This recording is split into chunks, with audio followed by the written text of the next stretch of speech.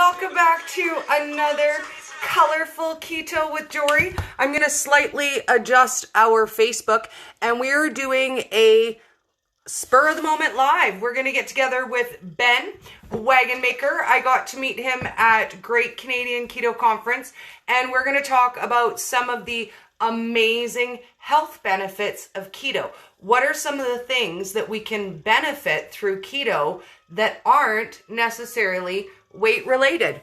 So as soon as Ben pops on, we'll get started. I'm going to send him a quick message and let him know we're up and running because he has never done this before on Instagram. So I'm just going to let him know that we are up and we are ready to go. Yay! Okay, so hello, Colt Zachary. It's so nice to see you. It is awesome to hang out with you guys on a Thursday. I'm just trying to kind of eye to see when Ben pops in. And then we can start. Now, if you guys saw the preview video I posted, he was such a good sport, and he took pictures with me in the blue wig when we were at the conference, and that was way so much fun. Miss Cheryl, hello, darling. Kim, Virginia on Facebook. Nice to hang out with you. And again, on Instagram, welcome everybody. I'm just going to pop a couple waves while we're waiting and see if Ben responded to the message that I sent him. So he said he was up on IG and he was watching. So I am live now. We do a lot of lives with people for the first time, and it's one of my favorite things to do. Hello, darling. Now I'm going to send you a request because I think if I accept the one that you sent, we have issues with the sound. So I'm going to send it to you. I've been told that's the difference. I have no idea actually, but I've been told when I connect with people sometimes and there's an issue, it's because they sent the request instead of me sending it to them. So we are connecting. I'm so excited. It's almost Friday. If you step on your tippy toes like this, you could see Friday from here. So all you have to do is accept, and then it will pop you in. It says that we are currently connecting. I should grab one of my fun cups so I can put some coffee in there while we're waiting to get all connected. And it says we are connecting, and I don't want to cancel that because that's how we want to do. We want to get connected. Ben is a moderator, admin, I guess, for Great Canadian Keto, which is an awesome Canadian-based group. If you guys are looking for that. I'm also in Canada, so it's always nice to hang out with other Canadians. Okay, let me try. I'll resend it to you again, Ben. There we go. That's a new one. I think if you sent it at the same time. Yeah, already done. See, look at me. Hey. Hello. Okay, so I am like really way too tall. Let me just adjust this a little bit height-wise. There we go. Yay, that's much better. Yeah. And you are sideways, sir. I am. Okay, hold on. We good? We're good. Aces. Right. So why don't you introduce yourself first, and then we'll go from there, and the fun shall begin. All right, cool. Everyone, I'm Ben from Great Canadian Keto. I have my friend the elephant in the background because he is supervising our baby's room being remodeled because we are having a baby in 2 months. Yes. And our elephant is supervising the work. So he says hello to everybody. Hello to the elephant in the room. I am a Quebecer, not necessarily born and raised. I've actually been here since 2002. Born and raised in the States, actually, but Canadian. I do have dual citizenship, So that's cool. So as far as keto, my keto background, I started keto back in 2016, 3 years ago, a little more than 3 years ago, because I was diagnosed with type 2 diabetes and almost saw it as not necessarily a death sentence, but it was very scary because I had also been suffering from gout for close to a decade at that point. I was only 41, and I had all these old man diseases. Gout is commonly seen as an old man's disease. I had it when I was 31. Oh, wow. My first gout attack. And I've been medicating every day for gout for close to 10 years. And I had an ulcer. I had acid reflux issues. I've been taking Zantac every night to go to sleep. I had my gallbladder out because of painful gallstone attacks. I had that taken out in 2015. And so I was a wreck at the age of 41. I felt like I had one foot in the grave. I didn't know if I was going to be 50. And so it was really a scary thing. And like a lot of people on the standard Western diet, I was really I was not optimistic about the future of my health. I was really scared and didn't really want to look at how my health would be in 10 years. And so when I got my diagnosis of diabetes, in addition to all these other things that I'd already been suffering, in addition to hypercholesterolemia, which is actually more than just high cholesterol, but it's also high triglycerides, which is really bad, and low HDL. And you don't want it to be low. You want it to be high because that's a protective lipoproteins that actually are good for you. Okay. And so all that stuff basically woke me up. And I basically decided to wade through all the muck because there's a lot of confusion when it comes to diabetics. Oh, yes. They say that diabetics should never do keto. Diabetics should never do fasting. Diabetics should never do this, that, and the other thing. And there's a lot of very strong opinions out there made by very well-meaning people, I'm sure. But I had to wade through the muck because I myself had just adopted the label as type 2 diabetic, and I had to find out what that meant for me. And so I did a lot of research online. I looked at Dr. Fung, I looked at Sarah Hallberg, I looked at a lot of other, Finney and Volek, and I learned that Fung and others had great success treating type 2 diabetes, hundreds of cases, very successfully with a combination of low carb and fasting. So I immediately decided to take that up. I started with a 3-day fast, and started with intermittent fasting after that with low carb. I wasn't keto right away because I wasn't really familiar with it, honestly. Yeah. Because Fung is really not a keto expert. He's more of a low carb expert with fasting. And so that's what I did for the first 6 months. And I had really good success even before going full keto. And just a quick parenthesis for people who are not familiar with the difference between keto and low carb. Keto is ultra low carb. It's a form of low carb, but much lower than standard low carb. Standard low carb, you can have maybe up to 100, 110 grams of carbs per day. And that's still much lower than the standard Western diet. The standard Western diet, people eat 300 to 400 grams of carbs a day. And that's way too much, especially for my body, which basically rebelled by giving me painful gallstones and fatty liver and diabetes. Well, yeah, I had fatty liver too. I forgot to mention that. So, I had the help of somebody 20 years my senior. And so when I started low carb and fasting, I dropped 50 pounds really quickly, like in 4 months. Okay. And then I went full keto after that and dropped another 30 pounds and really got some really good results with inflammation. My diabetes is in reverse, and I say that cautiously, and I'm going to basically qualify what I say because when I say reverse, I don't mean cured. Okay. I say reversed in the sense that you put your vehicle in reverse, and it stays in reverse for as long as you keep it in reverse. The minute you put it in drive, it's no longer in reverse. So when I say in reverse, it's a temporary conditional state, and it's conditional on me staying low carb, and in this case keto. And the minute I go off of that, it becomes a progressive disease, which I want to avoid. I don't want it to be progressive.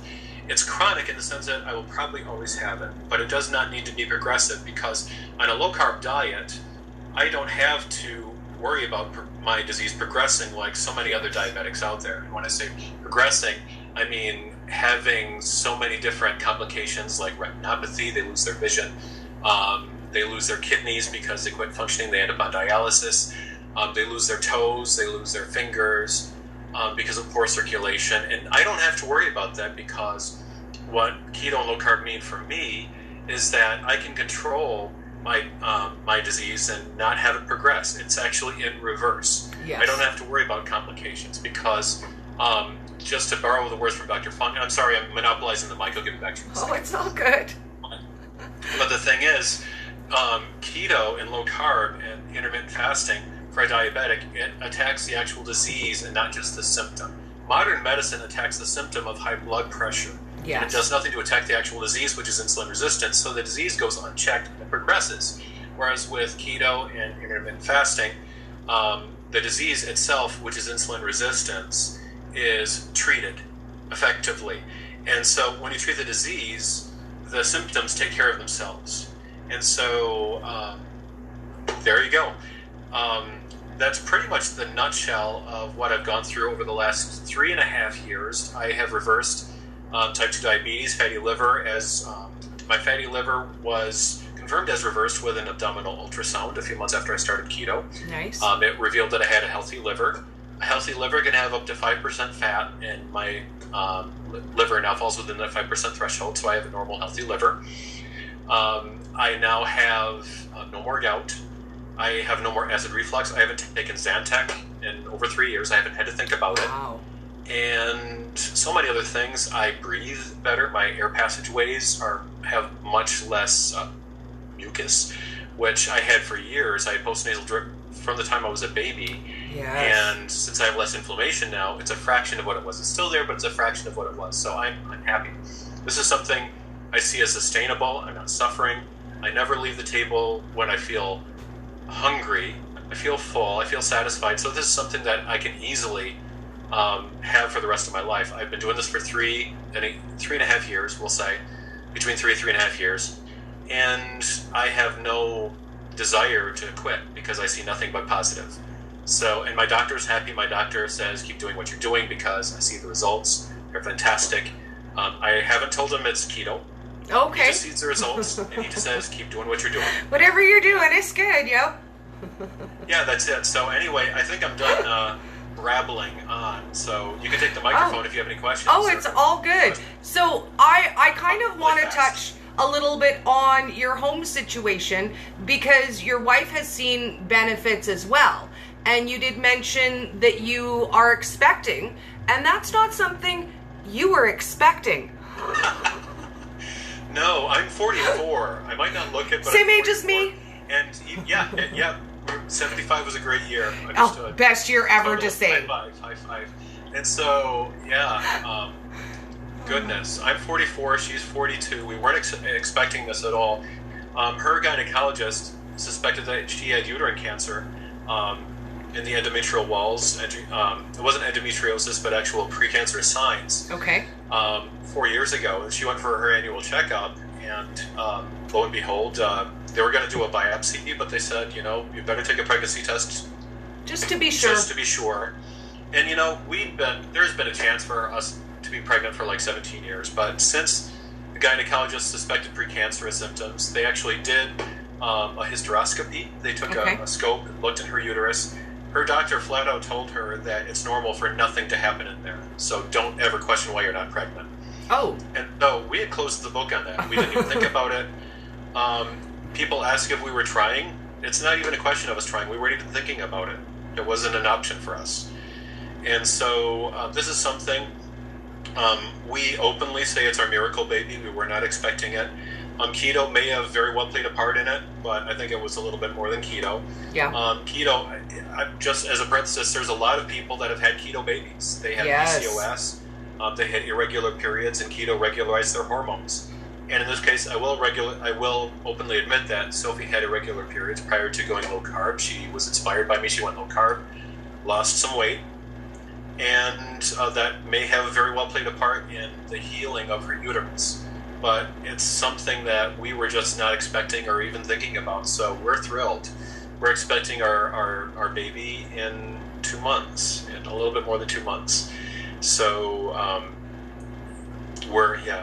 we couldn't be happier about the situation. It's a little bit of keto, but a lot of the miraculous, or I guess, as they say in the medical field, just spontaneous remission of whatever it was that made her uterus dead. Well, and remission is the term that I prefer to use personally, because with keto, my symptoms of depression are in remission. Am I depression free? I probably will never be depression free. I was diagnosed with severe depressive disorder, and that doesn't just go away. But with keto, I'm able to manage the symptoms, and I don't suffer the symptoms of my depression. I would never say, hi, I'm Dory, and I cured my depression with diet, because it's not a cure. If I stop eating this way, it comes back in such a rush. Even if I eat a little bit of something that is questionable sometimes, my anxiety peaks and I can feel it already. And if you've never had anxiety, it's this unexplainable feeling of foreboding. There's no actual physical feeling of it. There's nothing really to fear. It's just that, oh, something's going to happen. At any moment, it could be the moment that something could happen. And I think you may have dealt a little bit with some of that as well. So I'd love to maybe go there. Okay, I was never formally diagnosed with anything, but I had, and I'm not blaming anybody by saying this, but I had a little bit of an unhappy childhood. A lot of that is my own fault because I was very introverted. And I was a very classic introvert in the sense that I've seen an image that is that I relate to 100%. It basically says that when you're an introvert, you have this universe of stuff happening inside your head. And of that huge universe of stuff happening inside your head, maybe 1% of that you can put into words. And of what you can put into words, maybe 1% of that can be understood by somebody else. And so that was my existence for many years. And I really didn't know how to connect to people. And people didn't know how to connect back to me because I really sucked at the human interconnection thing, which I'm just now, starting to recover from. I mean, even as a teenager, I got to a point where in my late teens, I hated people. And I'm going to say this because some people might relate to this. My mental state, psychologically, was very unhealthy. I didn't like people. I wanted people to hurt. And I'm not saying that lightly, but there are some people that can relate to that. If you ever wished harm on somebody, that's not healthy. That's something that should be a trigger. That should be a red flag. But I lived with that. It was like the demon on my shoulder saying, they didn't listen to you, they don't understand you, so they deserve X, Y, Z. Or these people should have realized that you're like this, but they didn't realize that, so they deserve A, B, C. And it was never good. It was never good. It was a borderline, and I don't say this lightly, but I had signs of sociopathy. In other words, I was a borderline sociopath. And it took several years of reflection, of inner healing, before I could learn to enjoy people, people, genuinely like people, and even love people. And part of that was learning to love myself. Now, that combined with keto, and I'm going to put a parenthesis here because keto is really reputed for brain health. Yes. And I'm not going to hide that since I've been keto, my smile comes much more naturally. My smile was it was there before, but it was a lot more forced. It wasn't as natural as it is today. Today, I'm a lot calmer by nature. When I get aggressive, whether it's at the wheel or anywhere else, I can check myself a lot more. I'm a lot more aware of negativity that goes on in my head before it manifests. And so, to me, keto is a wonderful way for me to control that negativity, because a lot of introverts will hear voices. And as an introvert, from one introvert to others, if anyone is listening to this and can relate to this, you have a choice to listen to that voice and dwell in it, or you can reject it and say, no, I'm not going to listen to that right now. I'm going to change my focus to something else. And I find it a lot easier to change my focus to something for starters, and just get rid of something less harmful. Concentrate on something less harmful, and then eventually get into something positive. You're not going to be thinking about rainbows and unicorns overnight, but start by getting rid of the harm. Don't wish harm on anybody. Say, if that thought comes to you, you have the right, and dare I say the moral authority, to reject that and say, no, yes, that's not right. I'm going to think about something else. They're a great person. They have a family. They do this and that right. I love that person, and I wish them the best. And think about something else. Think about a happy place, a safe place, anything to get your mind off of that. And it's a process. And goodness, my process has been kind of long. It's been very self-directed. I was never really diagnosed with anything formally, but I'm basically in charge of my own ship here. Yes. And mentally, I have come to terms with, there are voices. As an introvert, there are voices. And any introvert will tell you the voices are there.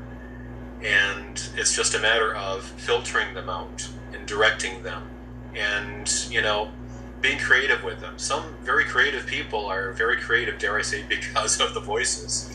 And they're, the way that they are able to finally direct them into something positive and constructive. Yeah. That was a mouthful. That's okay. And you know what? The voices aren't maybe necessarily what everybody thinks when they hear that term. It's not as crazy as it sounds. The voices is that repeating that you do to yourself over and over again. That one time somebody opened a door for me and went, fat.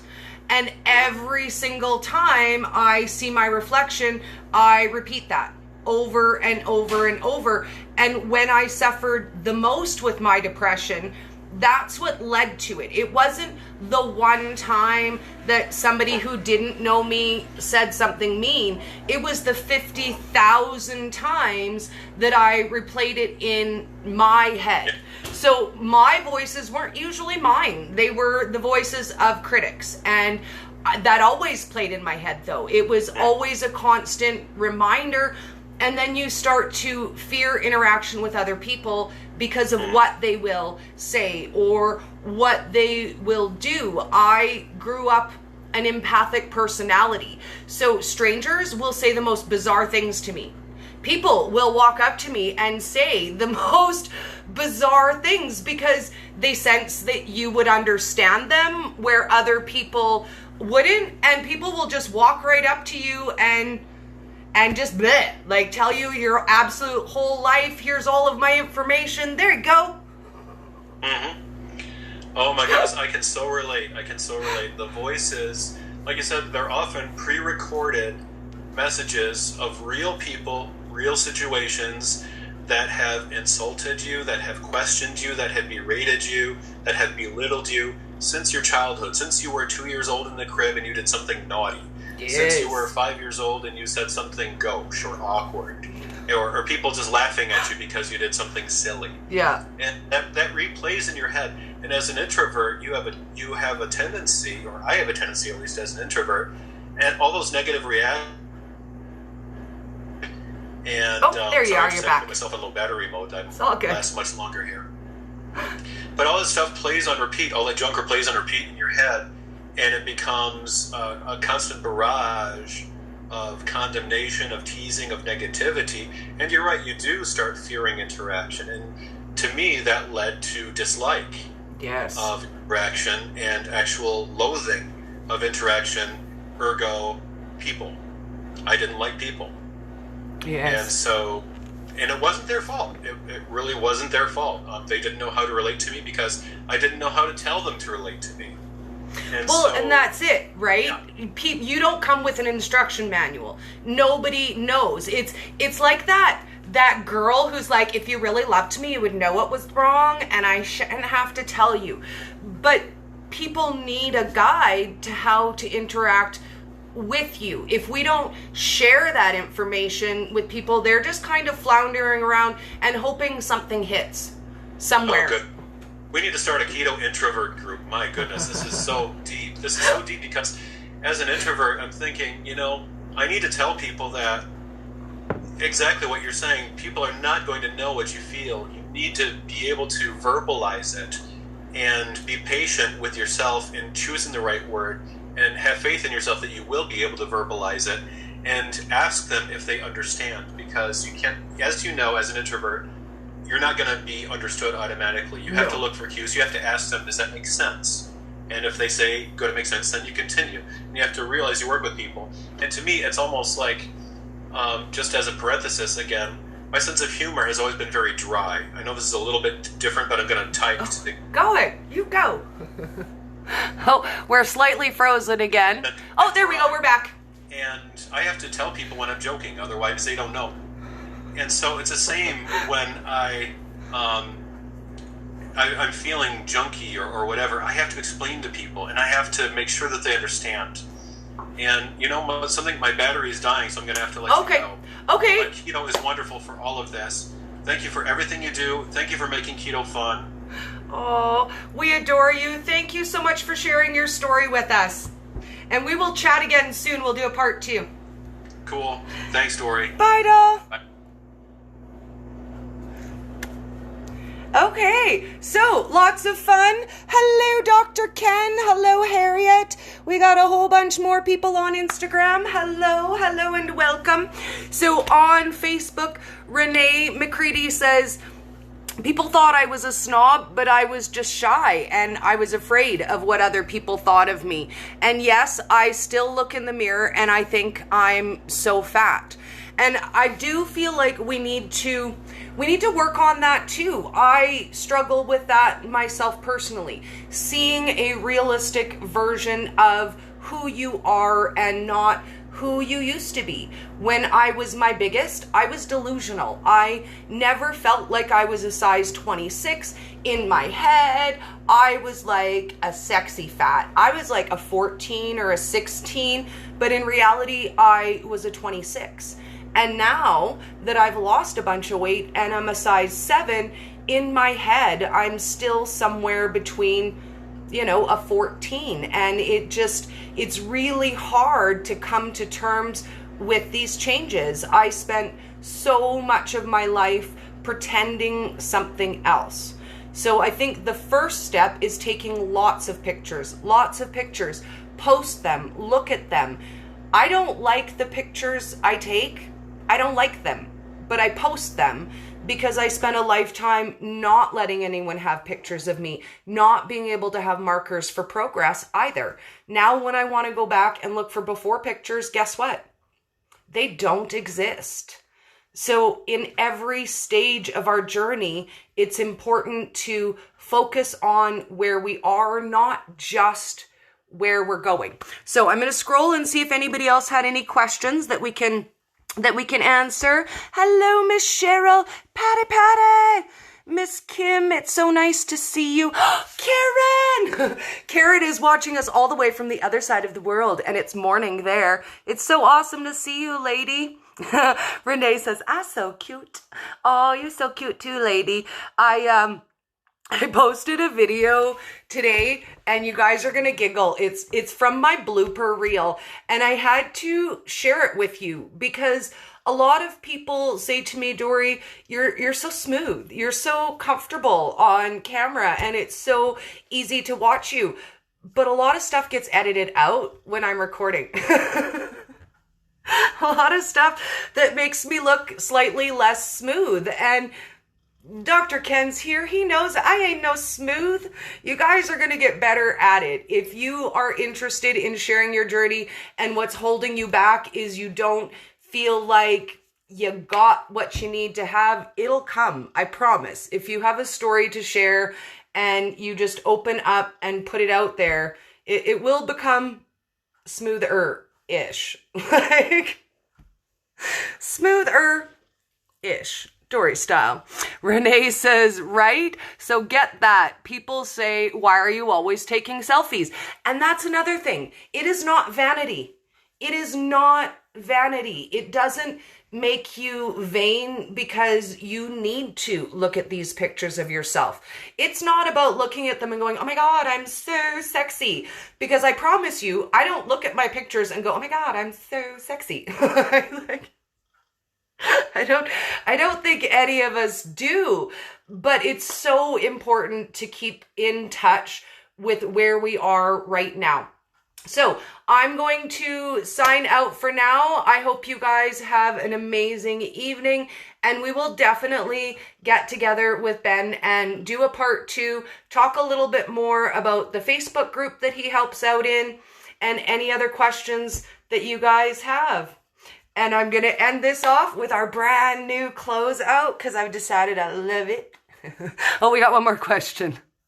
You're becoming my favorite counselor. Oh, I love it. I'm so glad. And you know what? We don't have to do it alone.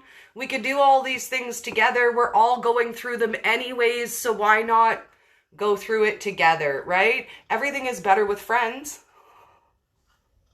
They say that misery loves company, so does joy. So let's share our joy and our experiences together. And guess what? It's not all easy peasy. It's not all roses and rainbows, but we can get there one day at a time, one struggle at a time. The more we talk about these things, the more comfortable it becomes and the easier it gets for us all. Have an absolutely amazing evening. And remember, if you have a story to share, if you are struggling, if you want to share your victory, if you want to share your favorite recipe, get in touch with me. It's time to do that. I'll see you guys later. Have a great night. Bye.